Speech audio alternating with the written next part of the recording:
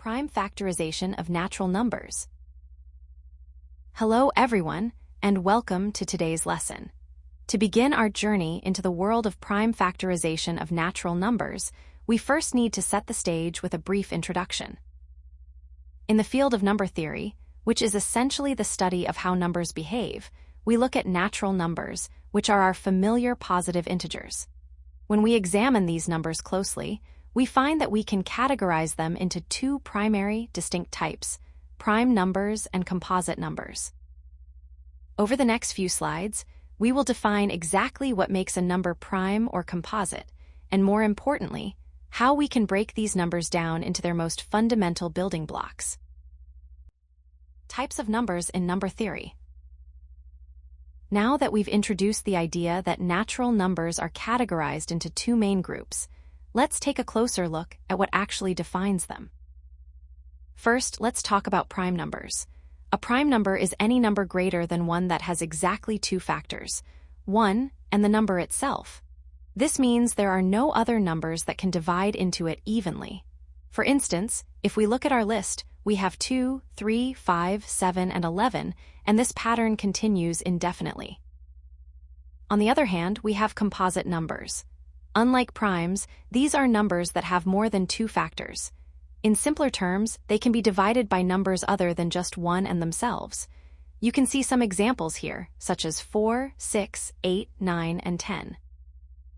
Understanding this distinction is crucial, because as we move into the next slide, you'll see that our goal in prime factorization is to take these composite numbers and break them down until we are left with nothing but those prime building blocks we just discussed. Understanding prime factorization. Now that we have distinguished between prime and composite numbers, let's dive into the core concept of today's lesson: prime factorization. Prime factorization is the specific process of breaking down a composite number into a product of prime numbers. Essentially, instead of looking at the number as a whole, we are looking for the specific prime numbers that, when multiplied together, result in that original number. To help you visualize this, you can think of this process as deconstructing a number. Just as you might take apart a complex machine to see the individual gears inside, we are deconstructing a composite number to find its most basic, fundamental building blocks. In the next few slides, we will explore a very effective way to do this using a method called the factor tree. The concept of factorization. Now that we have defined what prime and composite numbers are, let's look at the concept of factorization more deeply. Think of factorization as the reverse process of multiplication. You can see how this works if you think about what we just discussed. While multiplication is the act of combining prime numbers together to build a larger composite number, factorization is the process of taking that composite number and breaking it back down into its original, fundamental prime components. To help you visualize this, I want to share a real-world analogy from the world of science. Imagine a composite number is like a chemical molecule. In chemistry, a molecule is made up of various atoms, or elements, bonded together. Just as a molecule can be chemically broken down into its constituent atoms, which are the simplest parts and cannot be broken down any further, a composite number can be broken down into prime numbers.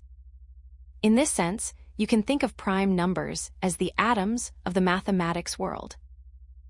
In the next slide, I am going to show you a very practical visual method called the factor tree to help you perform this breakdown step by step. The factor tree method. Now that we understand the concept of breaking numbers down into their basic building blocks, let's look at a practical method to actually do this. We use a visual tool called the factor tree. As the name suggests, it looks a bit like a tree, and it's designed to help us systematically split a composite number into smaller and smaller factors until we are left with nothing but prime numbers. Let me walk you through the step-by-step process so you can master this technique. First, you start at the very top of your tree by writing down the composite number you want to factorize. This is the trunk of your tree. Second, your task is to find any two factors that, when multiplied together, equal that original number. Once you've identified them, draw two lines, or branches, coming down from your starting number to these two factors. Third, this is a crucial step. You must check each of those new numbers to see if they are prime or composite. If you encounter a prime number, go ahead and circle it. Circling it signifies that this particular branch has reached its end and cannot be split any further. However, if you find a composite number, you must draw two more branches from it and find its factors, just like you did in the first step. Fourth, you simply repeat this process. You keep splitting every composite number you find until every single branch in your tree ends in a circled prime number. Finally, once your tree is complete, you collect all those circled prime numbers and write them out as a multiplication string. This string of primes is your final prime factorization. In the next slide, we are going to put this exact method into practice, using a larger number to see how it all comes together. Detailed example: prime factorization of $120. Now that we have understood the theory behind prime and composite numbers, let's put the factor tree method into practice with a concrete example. Let's find the prime factorization of the number 120. Step 1, we start with our number 120 at the top of our tree. We need to find any two factors that multiply to give us this number. Let's choose 2 and 60. Now, looking at our two branches, we see that 2 is a prime number, so we will circle it to show that this branch has reached its end. However, 60 is a composite number, which means we cannot stop here. We must continue splitting it. Moving to step 2, we take that 60 and split it into two more branches. Let's use 2 and 30. Again, 2 is a prime number, so we circle it, but 30 is still composite, so we must keep going. In step 3, we split 30 into 2 and 15. Once more, we circle the 2 because it is prime, but 15 is still a composite number, so we need one more level of branches. Step 4, we split 15 into 3 and 5. Now, look closely at these two numbers. 3 is a prime number, and 5 is also a prime number. Since both are prime, we circle both of them. At this point, every single branch on our tree ends in a circled prime number, which means our work is done.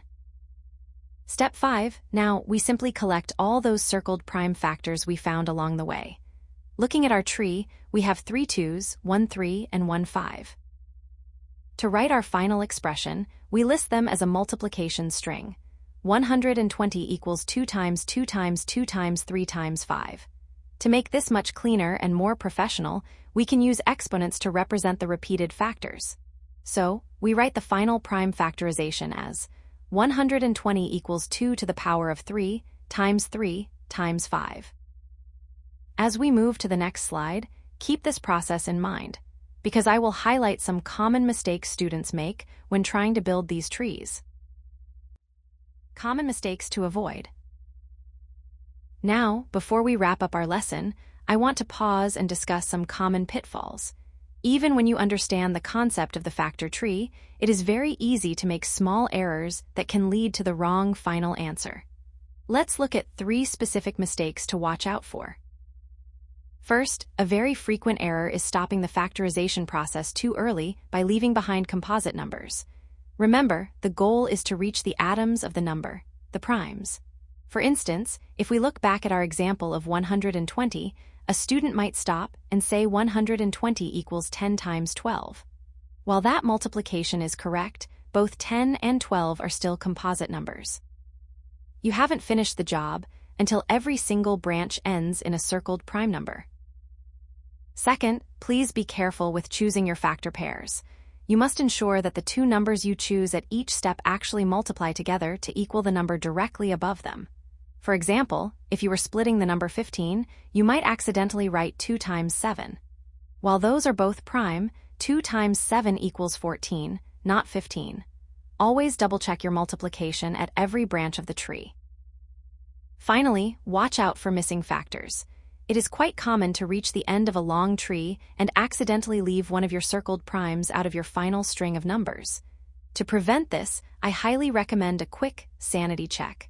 Once you have written your final product, multiply all those prime numbers back together. If they don't equal your original starting number, you know you've missed something. Keep these tips in mind, and you'll find that your prime factorization will be much more accurate. Now, let's move to our final slide to summarize everything we've learned today. Key takeaways. First, remember that prime factorization is simply the process of taking a composite number and expressing it as a product of prime numbers. We aren't just finding any factors, we are breaking the number down until we reach those fundamental primes. As we discussed earlier when looking at the different types of numbers, you can think of prime numbers as the basic building blocks of all natural numbers.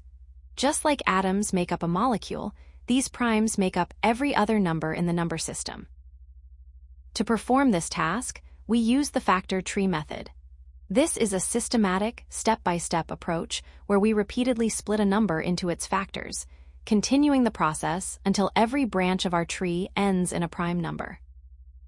Finally, when you write down your final answer, it is standard practice to write it as a product of primes.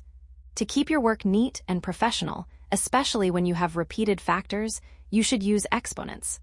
For example, instead of writing 2 times 2 times 2, you would write 2 to the power of 3. All right, we have reached the end of our lesson, so let's take a moment to recap the key takeaways from today's session to ensure everything is clear. I hope this summary helps solidify your understanding.